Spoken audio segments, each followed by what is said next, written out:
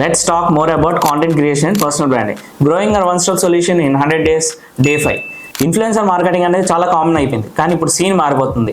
Own content అనేది build చేయడం మొదలు పెట్టేశారు. లైక్ మన తెలుగు వాళ్ళే చూడండి, చాలా మంది business owners or brand owners, product owners వాళ్ళే ఓన్గా ముందుకు వచ్చి కాంటెంట్ క్రియేట్ చేయడం మొదలు పెట్టారు. దీనికి 3 మెయిన్ రీజన్స్ ఉన్నాయి. రీజన్ 1, ఇవాళ ఒక ఇన్ఫ్లుయెన్సర్ వచ్చి ఒక బ్రాండ్ ప్రమోట్ చేస్తే రేపు ఇంకొక బ్రాండ్ ప్రమోట్ చేస్తాం. దీనివల్ల ట్రస్ట్ అనేది తగ్గిపోతుంది మేజర్లీ.